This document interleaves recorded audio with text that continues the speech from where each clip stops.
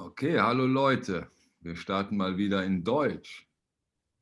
Kraftwerk gegen Beatles. Einflussreichste Band aller Zeiten. Wer wird das Rennen machen? Die Beatles gehen natürlich als haushoher Favorit ins Rennen. Kraftwerk in der Außenseiterposition. Aber ich hoffe und ich denke, mit guten Argumenten. So, ich hoffe, Messi taucht jetzt auch auf, sodass wir starten können. Okay, Messi, where are you?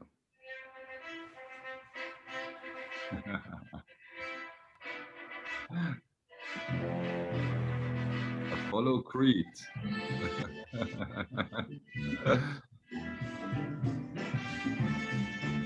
Beatles collection.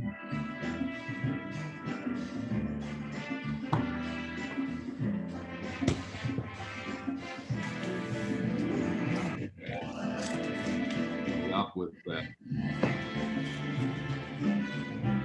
There they are.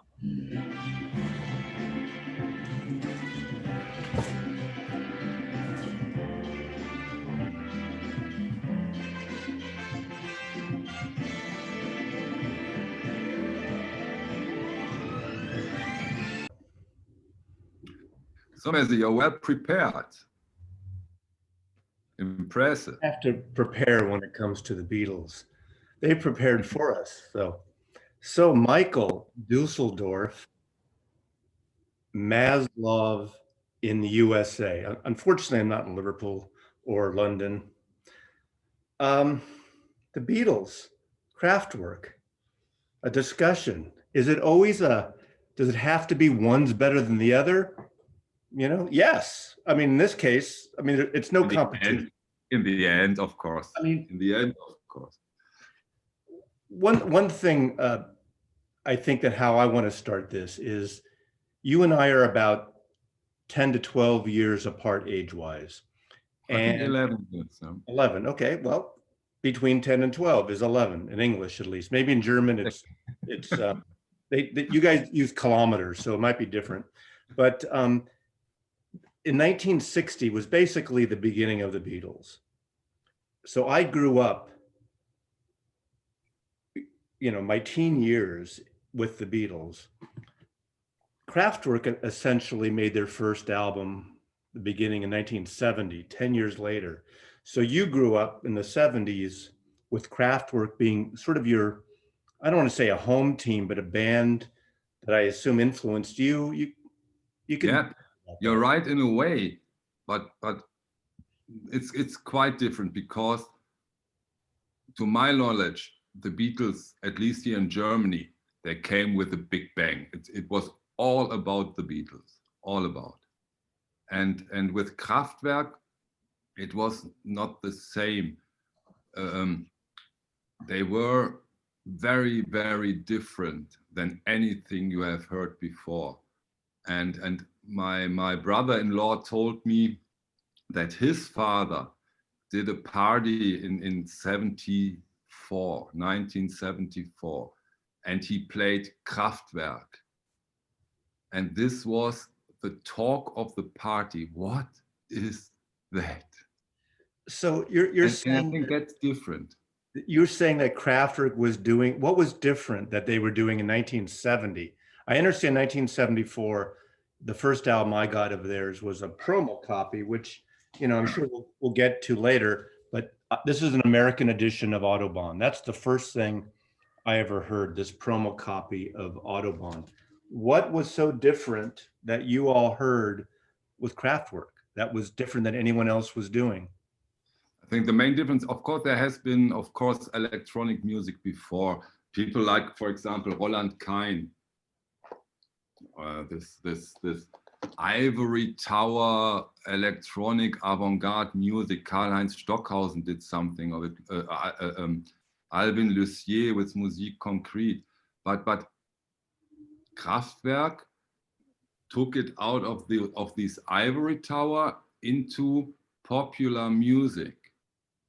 And I can't remember any any song that is comparable to, for example, Autobahn? Well, okay. A couple things about that. First of all, Hmm? I'm convinced that Kraftwerk was really invented by George Harrison, because 2 years Okay. before Kraftwerk ever put an album out, Hmm. George Harrison put this album out, Electronic Sound. Look at that. Does that look like a Moog synthesizer to you? Probably it was a Moog synthesizer. Now, look at that. Yeah. Yeah, you're right. So This, some would argue, or many well, uh, half the album is him with Bernie Krause. Bernie Krause was a half member of Bernie and Krause, a kind of a Bay Area team that got into early electronic music, had records on Warner Brothers Records. Some people, including Bernie, think that George ripped him off because he flew him over to Frere Park in England and said, "Teach me how to use this thing." And George recorded it and put it out, half of it out on a record. So it's George and Bernie doodling on the Moog synthesizer. So I'm saying George Harrison invented Kraftwerk. George Harrison invented Kraftwerk. yeah, but if you say so, then you have those early electronic guys. You have had Daphne Oram, you have Paulino Oliveros, but this has nothing to do with Autobahn. Who's heard about those guys? In fact, those first two Kraftwerk records, 1970, 71, they're just kind of them like experimenting and doodling, right? Which one you're talking about, Autobahn or the ones before? No, the first one, 1970 and 71, their first two records. It's kind of like bits and pieces and noodling and doodling, and not as musical. Yeah, and there's even an album before, they called themselves Organization, but this is very much into improvisation and krautrock. You can't. The real start with the electronic music of Kraftwerk is Autobahn. The things they've done before is more in the krautrock, more into the improvisation stuff. So okay, so Autobahn, but I'll give it to you. I'll give you this. Okay, this is the. You should show it, because I haven't even seen one friggin' Beatle record from you. Jesus Christ. I have the mono box. I have them all. Autobahn is like a road trip, right? Yeah, in a way. Okay, let's call it a road trip. It's Magical Mystery Tour. Yeah. Road trip. Which came first? Which came first? Yeah, but Messi, come on. Magical Mystery Tour is a gorgeous album by the Beatles, but musically they are as different as it can get. Magical Mystery Tour is a very psychedelic album. It's very psychedelic, and actually it's really half of it is a collection of singles. It was an EP in the UK, and half of it are shows from this TV special movie they made. This is actually the German version on Apple. The original version. This isn't the Horzu, but the Horzu is the first one that had true stereo of 3 of the songs on side 2, 3 of the singles. But I mean, okay. But how can you compare? Why do you compare? You compare because this is like Ochsenscheißen. This is Ochsenscheißen. Was ist das? Autobahn. Was ist das? Autobahn is one of the most important albums of all time. When this one came out, there was nothing like that. Of course, let's say it's a road trip, which isn't, in my opinion, but okay, you can say that. You can't compare Magical Mystery Tour because this is about a road trip with Autobahn. I am he as you are me, and you are we, and we are all together, sitting on a cornflake, waiting for the van to come. Fun on the Autobahn. Exactly. This monotony, the length of the song. How long is the longest song from the Beatles? Released song, Hey Jude, probably 7 minutes, 11 seconds, not including Revolution number 9. I think that's longer, but a 7-11. You really knew it. I'm impressed. Hey, That's great. I'm not going to get in a fight. I'm not You know going how long? in a fight with some German know-it-all about Kraftwerk, some kind of music that's not even music. It doesn't take talent to twist a few knobs and plug a few things in. It doesn't take talent. Mazzy, they even built the instruments. They even created the synthesizers. They were doing it. Of course, they have had their Moog, small one, but the rest, they have done it by themselves. And they have done inventors. They're inventors. Until the end. They're inventors. And I bet you they didn't even use union labor. It was always like they were probably scab labor. No, probably not, because they would never ever let anybody else than themselves on those instruments. But you put up a very important point, because one of the founders, I think it was Florian, he said we have to work music, and they themselves never considered themselves as musicians. They considered themselves much more as technicians. For them, this technical part was more important than the musical part, you know, which is of course a bit strange. Okay, let's go back to 1962, Germany, 1962. Did anybody hear of Kraftwerk? Kraftwerk, 1962.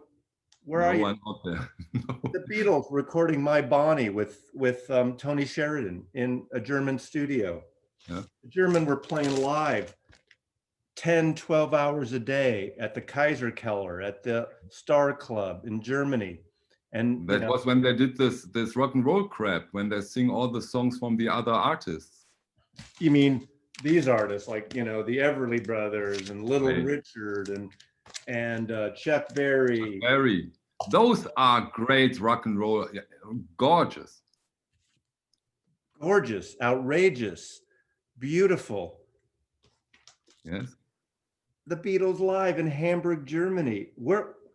There was these like four guys in Dusseldorf. They didn't even know what a Moog synthesizer was in 1962. I don't know, maybe. Yeah, but they did their own stuff. Huh? The workhorses over in Hamburg. Oh my, was a tough time for them, wasn't it? Yeah. Let me see your Kraftwerk books. Let me see. Look. You don't have any Kraftwerk books there. I got like. No, I don't have Kraft. I listen to their music. What? I know them personally. Oh well, why don't you tell us about that?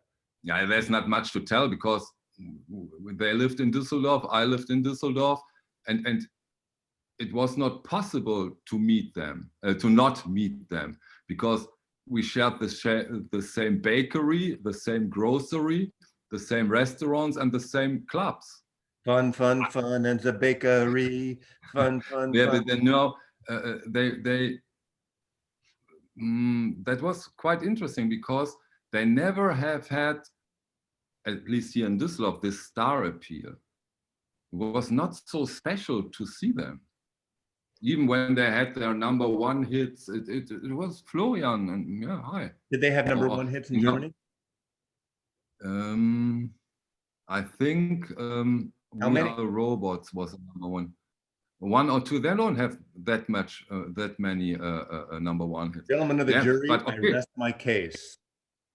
No, okay, let's talk about that. Of course, the Beatles sold more albums in a week probably than Kraftwerk, but we are talking about influential bands who created or made other musicians to do things. And I think that that Kraftwerk is in this part a very, very important band. No doubt about it. Okay, we can't, but ask David Bowie, ask Depeche Mode, ask. I'm asking them. They're not answering. They're not.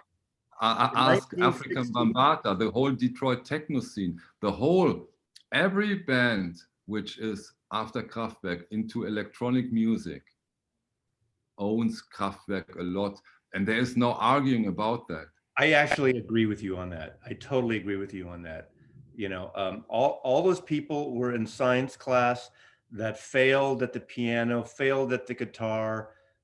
They were just, they couldn't handle making music.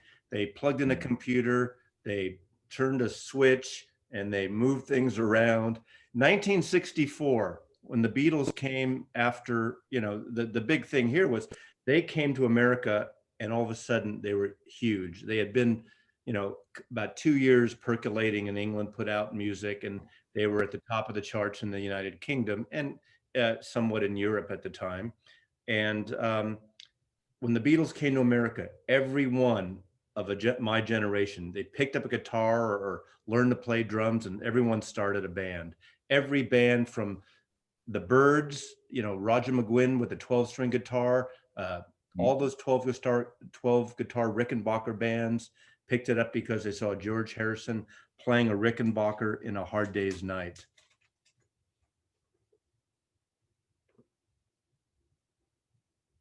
I think you froze. You see, Michael is right now is frozen, and he's doing music that Kraftwerk. It's basically a freeze frame. I think I'm back. Huh? Yeah, you are back. I just got it until the Birds and the 12-string guitar. I'm very sorry. Okay, you can watch the replay and then argue like later when you're home. It doesn't really matter now. I think.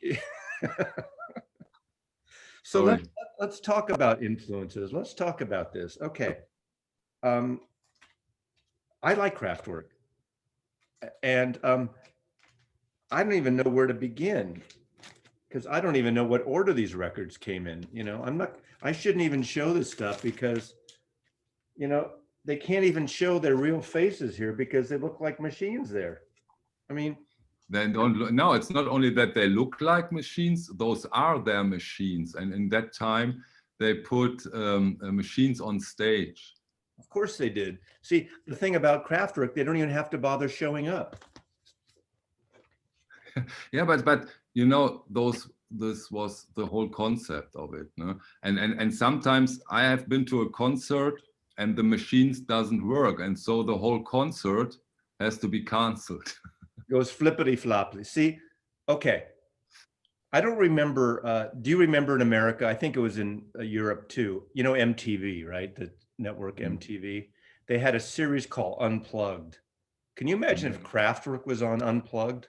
I don't think that's going to work. Not possible. Not at all. But okay, Maisy, but okay, yeah. Probably there will never be an Unplugged by Kraftwerk. But what does that say? That says nothing. Look. Nothing. At least if the Beatles want dummies, they have Madame Tussauds Wax Museum dummies. So, it depends. Which dummy band do you want? Do you want the Beatles? I mean, we got Oasis. We got all the Britpop bands of the 80s and 90s. How many Beatlesque? That's a term. Beatlesque bands. Pop bands, American, UK, German, very, they call it Beatlesque. Yeah. And also from the Beatles, I know that there are a lot of cover bands. There are a lot of bands who play on the Jahrmarkt that only play Beatles songs, of course. But I think that doesn't say anything about the influence they have had on other musicians. Okay. First, Beatles, they started by doing music from other people. Yes. I think they have been forced to do it. You can correct me if I'm wrong, but I think you're absolutely right. You're absolutely right. That was the and then when did they start to do own songs? I think Help. 1962. I mean, they were kind of writing a little earlier, but in terms of recording Love Me Do and that, and the reason they started doing it because all these bands, everyone was in a band in Liverpool, the Merseyside, and they went to Hamburg, and they would sometimes go on, these groups of bands playing on the same night, and they found that all these other groups were doing the same, Little Richard songs, Chuck Berry songs. So instead of everyone doing the right songs, these same cover songs, John and Paul started writing their own.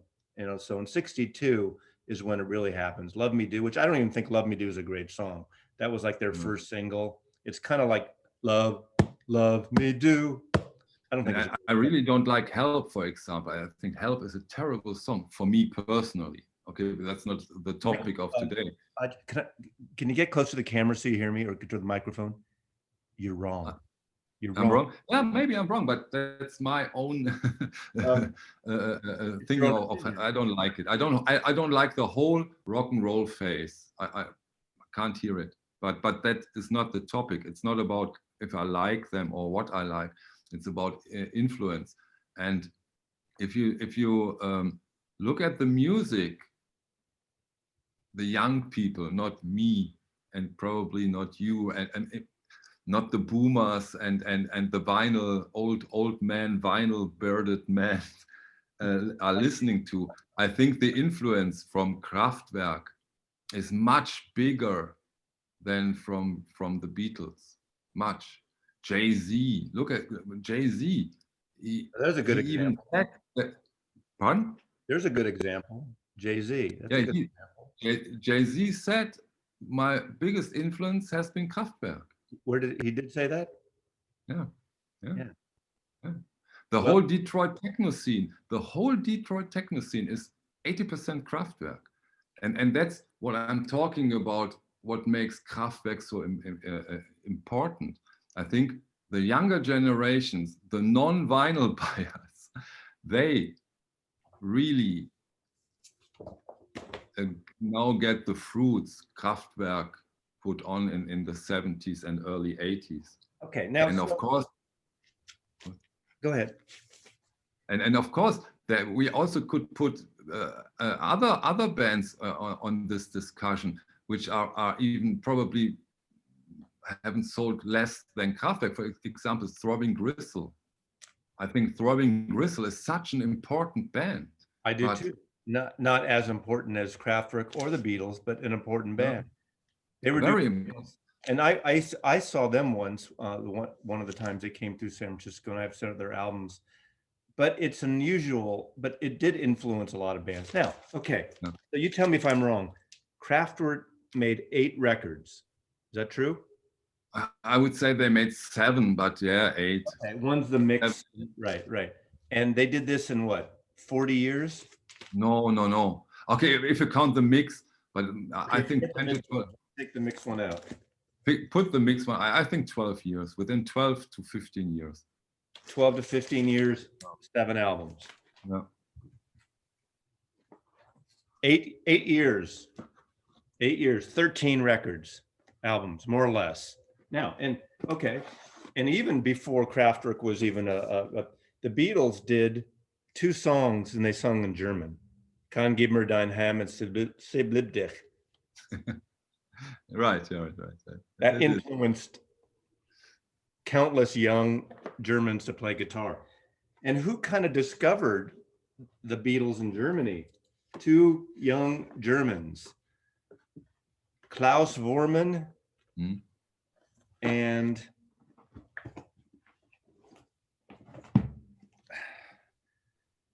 Astrid Kircher. I know her. I've seen a documentary. She was a photographer, wasn't she? She was a photographer. Yeah.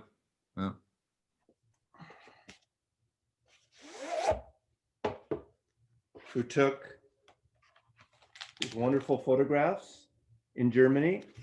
They started, and actually, it was Astrid Kircher, who just passed away this past year, who was sort of credited to giving the Beatles their French haircuts, their German haircuts. In the documentary, I remember that now that you said, yeah. Because she was in the avant-garde scene and the beatnik scene. It was her and Klaus Voormann, who later would play bass with several of them, and Stu Sutcliffe, the original bass player, and Astrid were hooked up, and that happened. So, but the influence. Now, not only did the Beatles influence musically everyone, they influenced the culture and the look and long hair, and there was a certain wit and witticism about them at the time, and humor. I don't remember people in the 70s going out to get Kraftwerk haircuts. Do you?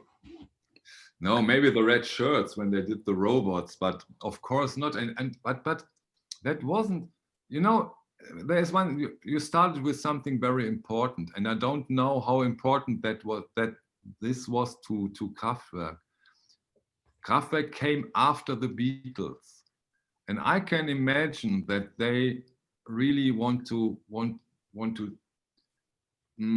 to get rid of the Beatles, of what the Beatles has done. And so you have to do things very differently. And the star card, something like star card, to have the right haircut, or that wasn't their thing at all. Not at all. And maybe that has also something to do with the Beatles. I don't know that. No, I don't know about this that much, because obviously you know a lot more about this band. Tell me about it. Tell me about these robots. I don't know anything about these robots. Yeah, you know, the idea of them was artificial music, electronic music. Music should be separated from the humans in a way. And then when it was possible, they built up their alter egos as machines, and those machines they put on stage, which of course also fits perfectly to the music. You know, Is this an original idea, do you think? I haven't heard of other musicians who has done that. Oh, that's funny. I happen to remember in 1967, the Beatles wanting to put a record out under the name Sgt. Pepper's Lonely Hearts Club Band. Let's pretend we're not the Beatles, but we're this other band, this alter ego, and let's come out and do something as Sgt. Pepper's Lonely Hearts Club Band. Yeah, but those are not machines, aren't they? Yeah, Messi, you.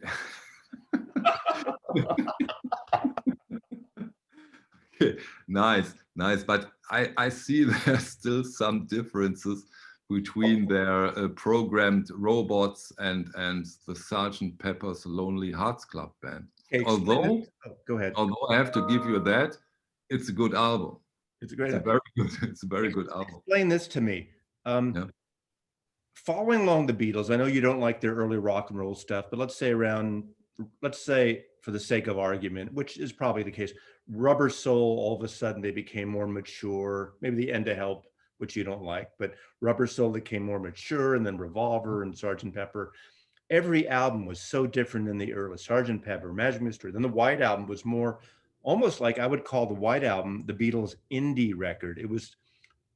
You could argue it was disjointed, but it was so many different influences, Indian influences from obviously Sgt. Pepper, Within You, Without You, and conceptual and avant-garde with Revolution Number 9 in the Beatles. Now, if I take, again, I don't want to lift these up because I feel like big computers I'm lifting up, like all this computer crap.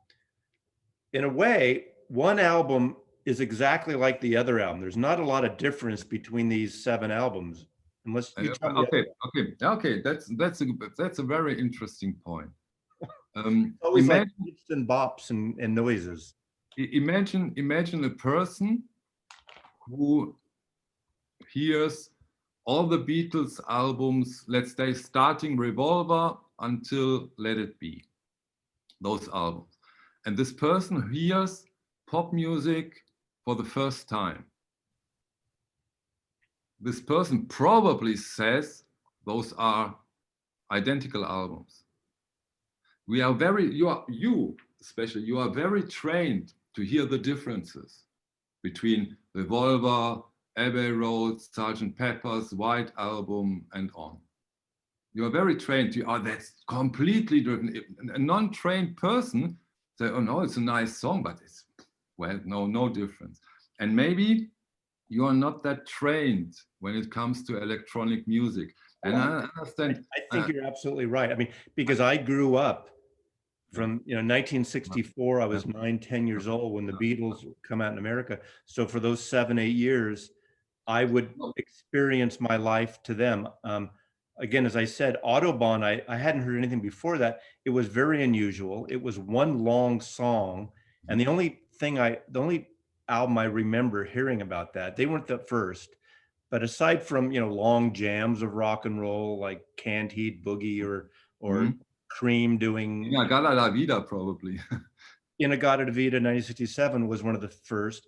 But the year before this, the one to me that's the closest, not musical style-wise, but that came out of nowhere, whether you like it or not now, is Tubular Bells by Mike Oldfield. That was so different. It was an entire side. And of course, in America, the next year, in actually the same year, I believe Audubon came out in 1974, when The Exorcist came out. The music was on the Exorcist soundtrack. Most scariest movie of all time for me. Me too. And that's, yeah, exactly. But please let me get back to finish this thinking. So, but if you are into electronic music, you have several albums. Let's take Radioactivity now. You have several albums, for example, Radioactivity, a whole subgenre of electronic music you can put back to this Radioactivity album. Even in my opinion, a lot of the dark ambient stuff. Then you have Trans-Europa Express. Again, a complete electronic subgenre goes back to just this album. Then go to the Mensch Machine, Man Machine. Up with you. It's so fast. I can't keep up with you, Michael. What the hell? Oh, look at how quaint is that? Is it? Huh? I love it. I don't have it here, but remember the Beatles in their suits and ties? Come on. Is that that's the Trans-Europa? It's the third album, yeah. But when it comes to Mensch Machine, the whole synth-pop genre is very much influenced by this album. Then you have Computerwelt, completely different. Then take now techno-pop, industrial. It's very different. Hold on. Boing, boom, chuck. Okay. Who came first here?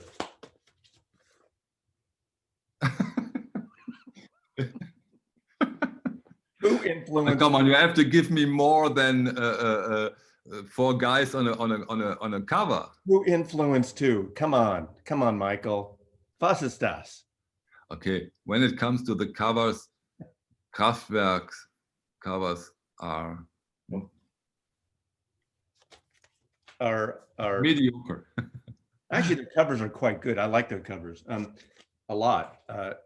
You like them? I do like them, actually, because they fit. Now, here's the thing. I like Kraftwerk, and as I've showed on my channel recently, Audubon was the only one I got in '74, the first one, the American version promo, and I love that. I played it a lot. And you're right. We played that in the store, in a record store. And, they didn't have this big, they had a cult following in the States, but they had a following. Every time we played that record in the store, we'd sell copies because people, you're right. They like, what is this? They hadn't heard that. It's kind of like when you play a bluegrass record back in the 70s or a classical record.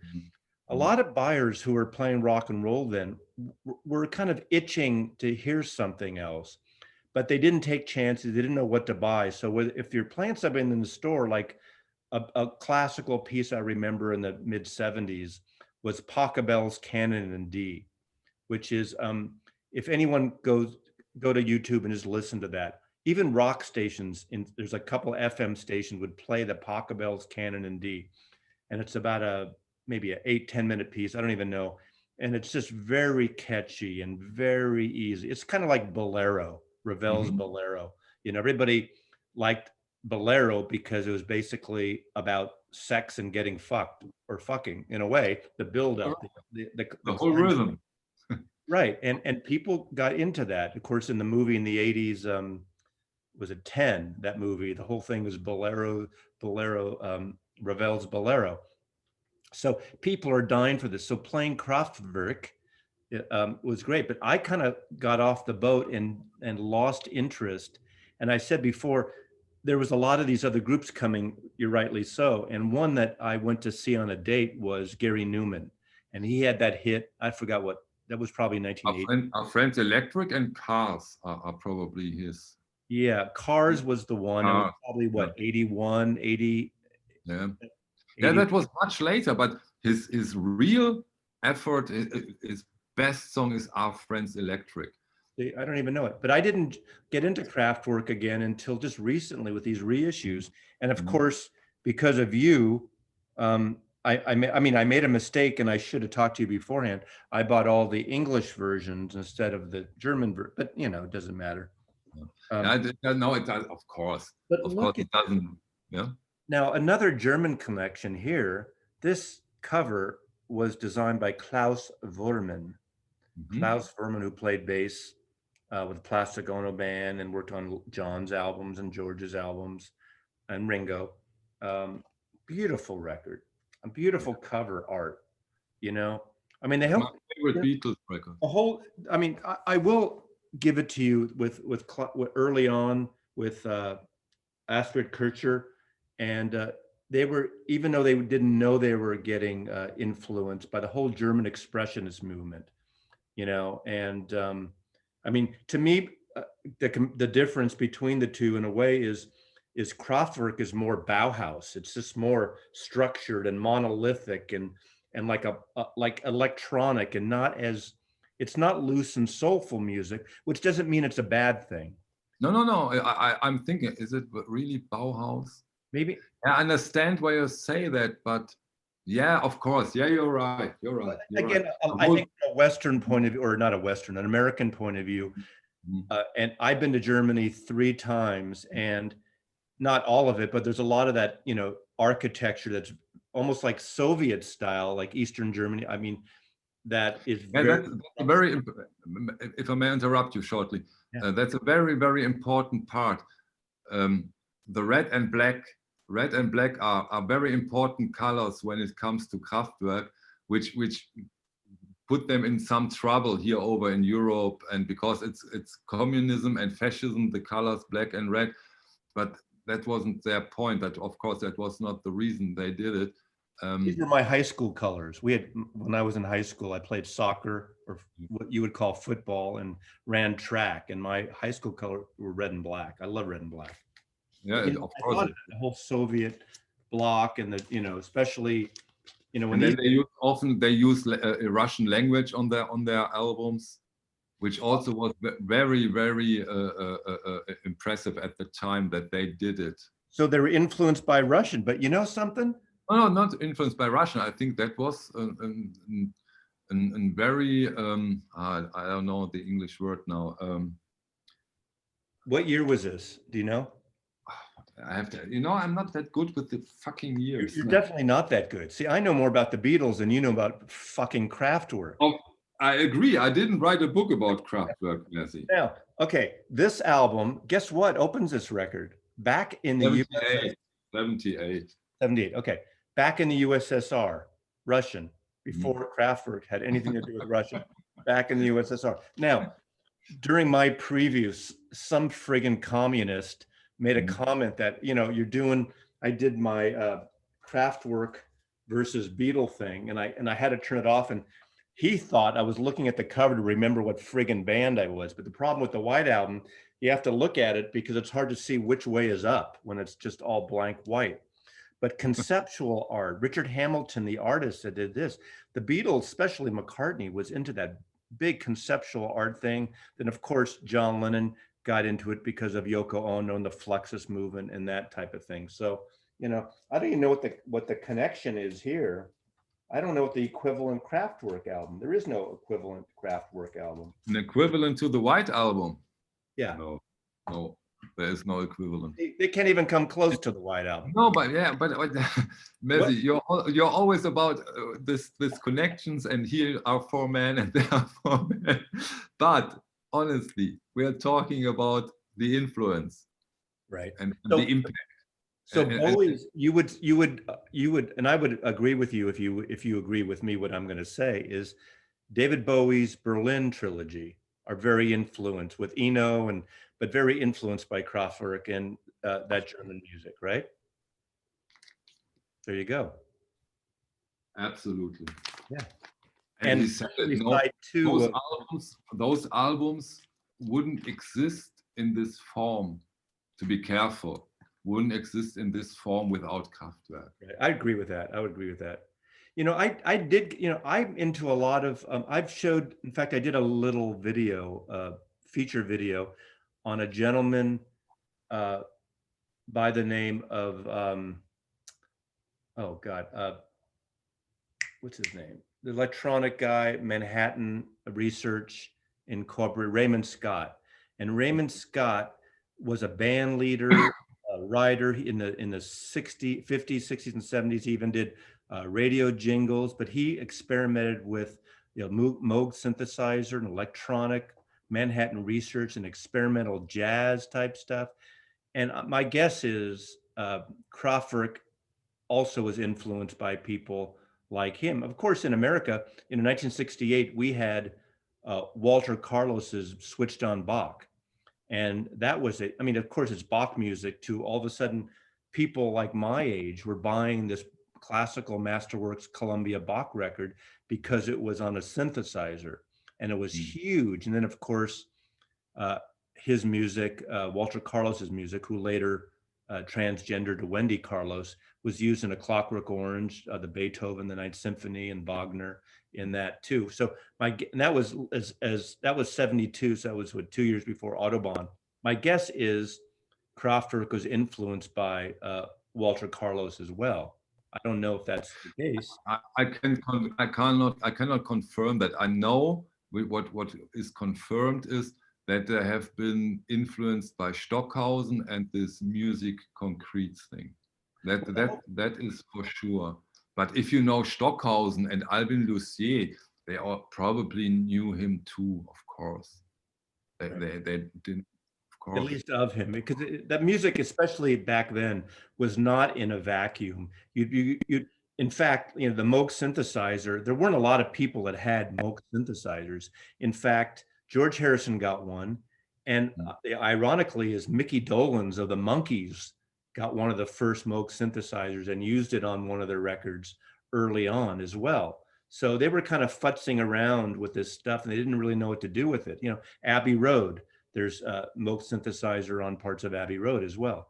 Is it? Okay. Yeah, Which song? Which song?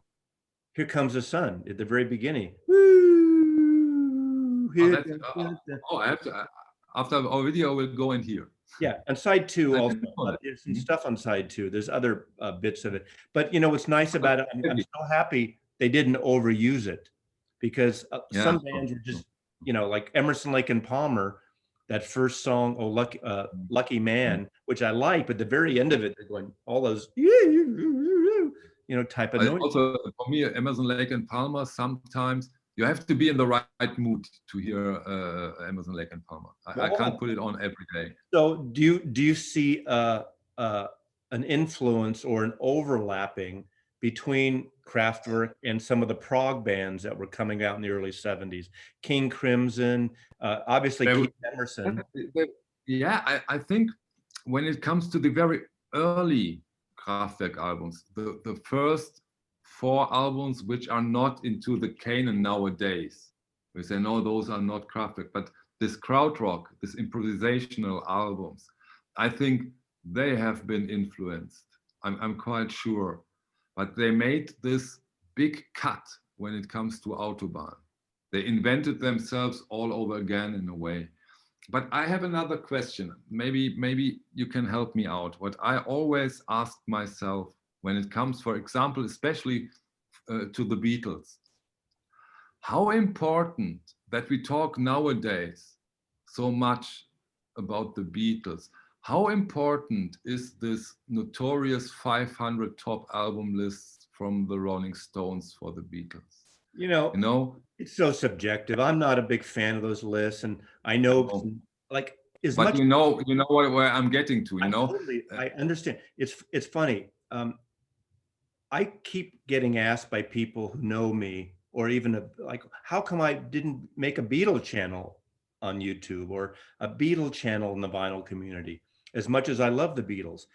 And, as we all know, and I don't know if anyone, if Beatle fans or you're watching this, there are a lot of Beatle fans and a lot of Beatle channels, and they do it well at different levels and different points of view, and it's very personal. And I'm that generation. I'm a first generation, so I certainly could have done one of a Beatle fan and talking about it. But this is the thing: the Beatles influenced me on so many kinds of music. We're talking about the influence of the Beatles, not me as the musician, but as a human, as a music lover, as a lover of pop culture. The Beatles turned me on to country music with, their early, like Act Naturally, and the covers they did early on. I don't want to spoil the party, so I'll go. They introduced me to world music with George Harrison introducing the sitar and getting into Ravi Shankar. They introduced me to the avant-garde and synthesizers. They introduced me to the point with synthesizers so I can like someone like Kraftwerk, years later. They opened me up, and I just did a Beethoven's 250th birthday. Help, Beethoven's ninth. The Beatles introduced me to classical music, and I gravitated to Wagner and Beethoven and the likes, and avant-garde Fluxus movement with Yoko Ono. So they opened the floodgates to me musically, even into little piano things on My Name, Look Up the Number, the little jazzy piano thing. Like, that's kind of cool. I know jazz, but it's I mean, the Beatles doing jazz is nothing like, Herbie Hancock or anyone else doing jazz, or UB Blake or anything. But, they're listening to trad jazz stuff there, and it's really with a saxophone on that. But those top records, but some Beatle freaks are upset now because Sgt. Pepper's not a number one anymore. It doesn't really matter.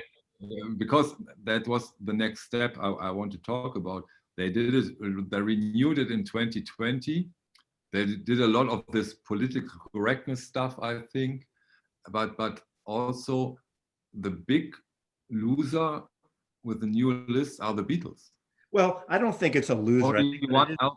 I think a lot of the, when we strictly talk about the numbers, there's only one album now in the top 10. I think it's Sgt. Pepper. Abbey Road. Oh, is Abbey Road, right? Okay, I don't remember. Only Abbey Road on place 8, I think. Well, I think they have a whole. First of all, there's a new generation and a diversity of voters who are voting, and editors and writers. Yes. So of course they're going to be into whether it's Kanye West or Beyonce, and rightly so. There should be. Right. Exactly. I think we have to. When we see the sales numbers on vinyl, we have Beatles, Pink Floyd, Led Zeppelin. And in a way, that's terrible.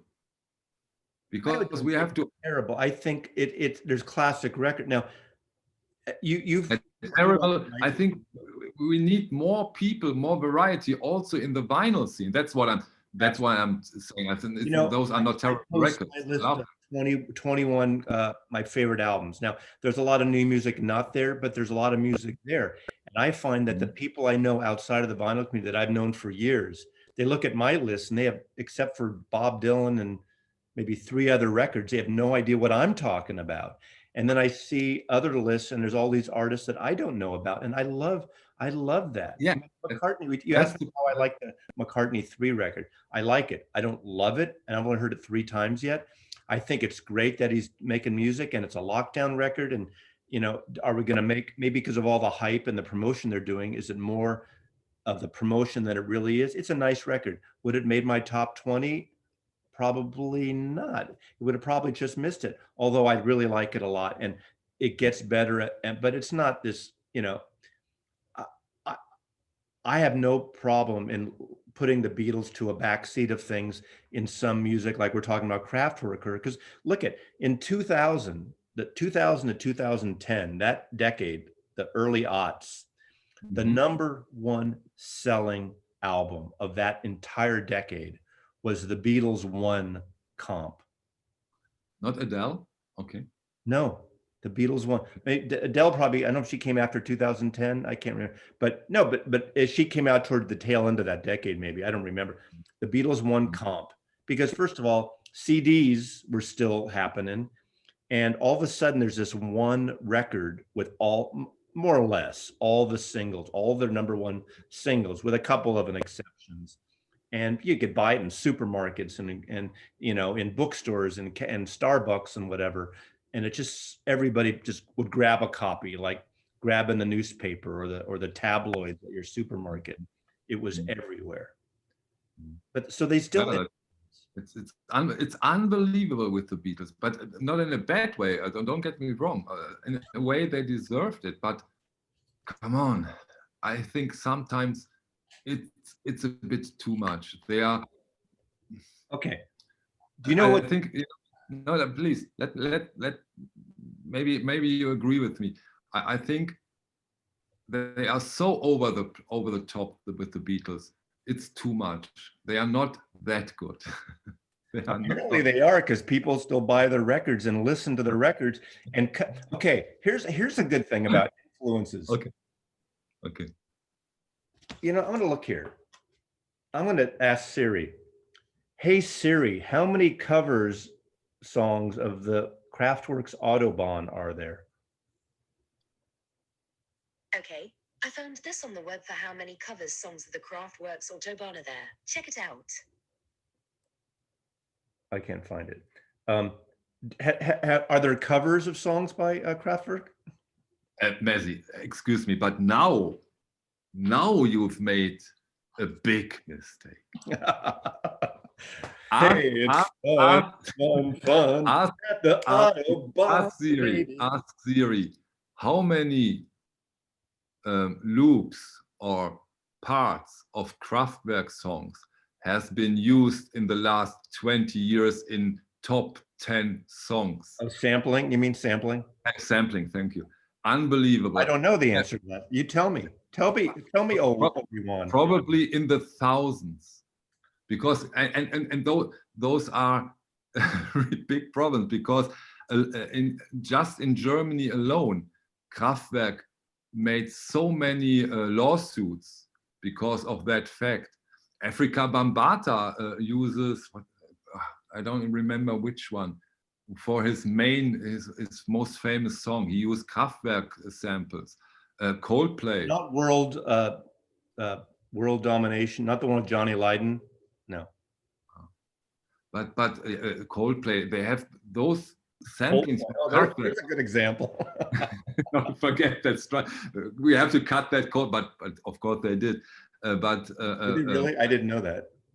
Yeah, but that's very, very huge in the hip hop scene. Those Kraftwerk samples. Oh, I'm sure. They are legion. So, are there parts and pieces more valuable, more popular than the whole? No. But this is a good question. This is the way music has developed. That you use parts and pieces, and I think that Kraftwerk has a lot to do with that fact that music has gone in that direction. I want to see Miley Cyrus cover the entire 23 minutes of Autobahn.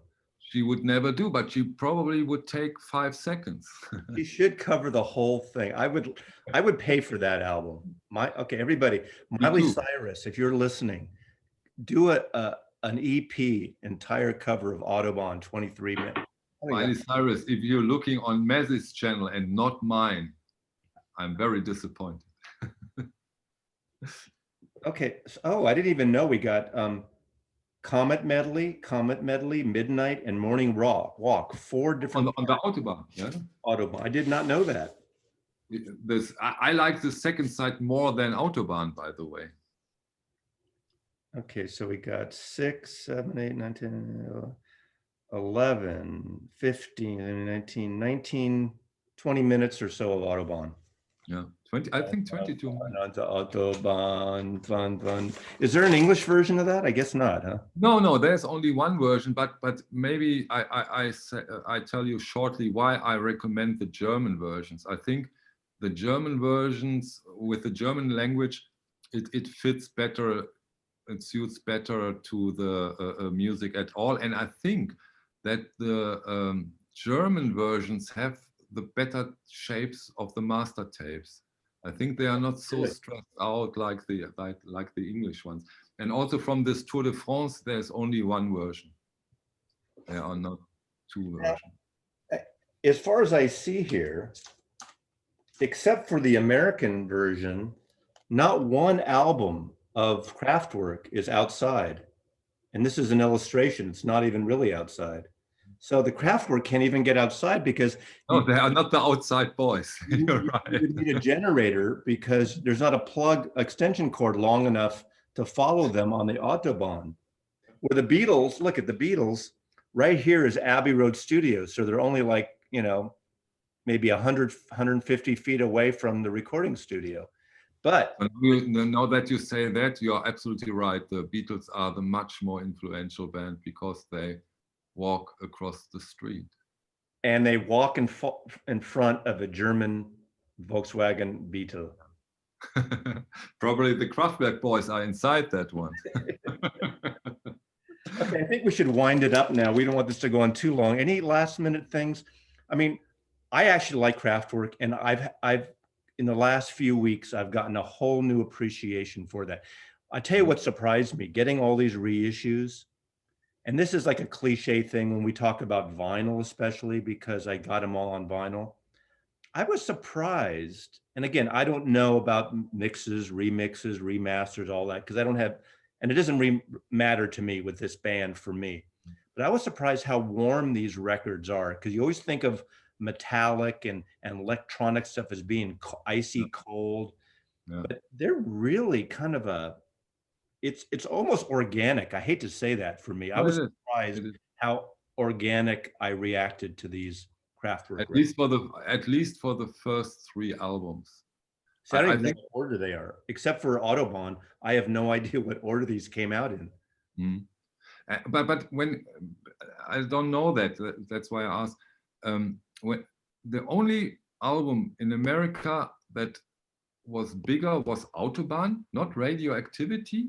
No Radioactivity. You know, I think that all the Radioactivity and Tour de France and the one with the one where they copied the Beatles on the album cover. I think this one, Technopop, was kind of beat, you know, and I keep thinking of, we wouldn't have U2's Pop without this album, right? Was it called Pop? I forgot that. They did that kind of German electronic, except I like Zeropa. Zeropa is a good album, and that's very influenced by this too. Yeah. Right.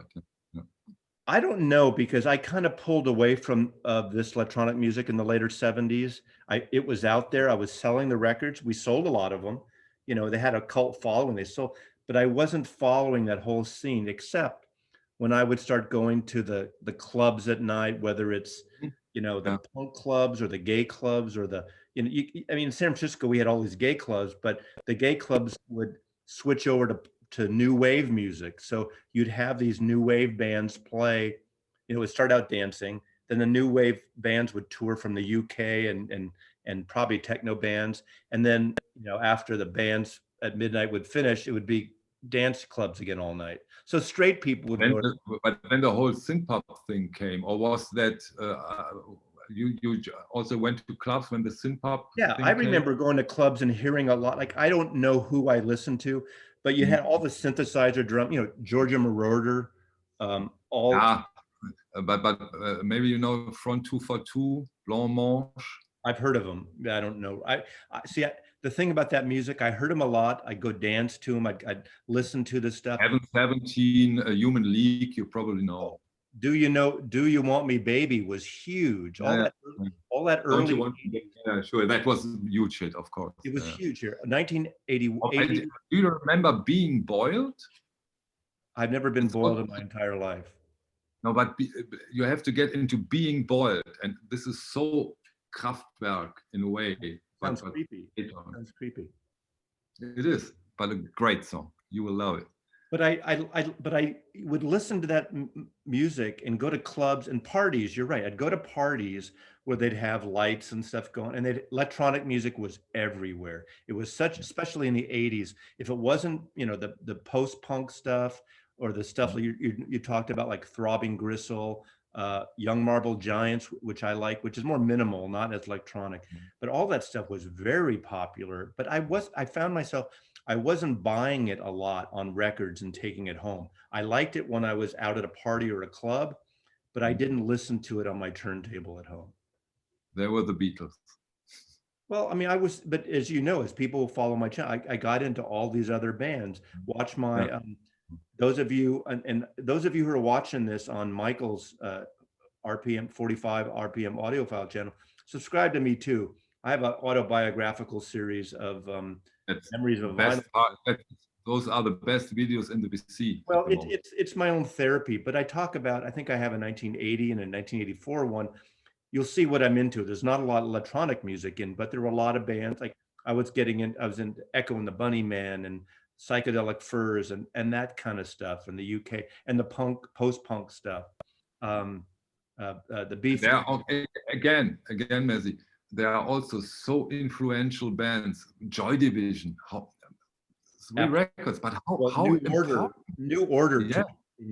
Okay. The Predators. Yeah. But so important. I don't think that New Order is that important. I think Joy Division is the most important of those. First New Order record I love, and then after that they bored me personally. Yeah. Right. Absolutely. You're right. Right. Ecstasy. Don't underestimate Ecstasy. By the way, you love them. I love Ecstasy, and they're very Beatles-esque. They're so influenced by they are very. I mean, you know, Todd Rundgren, all these people are influenced by the Beatles. I mean, I think if they got your point. No doubt about it. I've said it in the beginning and I say it now in the end. Beatles is a very important band, but there are others like Kraftwerk. And I think when it comes to the music nowadays, the impact of Kraftwerk is larger nowadays than the Beatles. Let's pick one record that shows good to hold up at the end of this video. Can only be one. Tilt it a little bit. You get it there. Thanks for watching, everybody. Thank you. Mazzy loves you. Bye.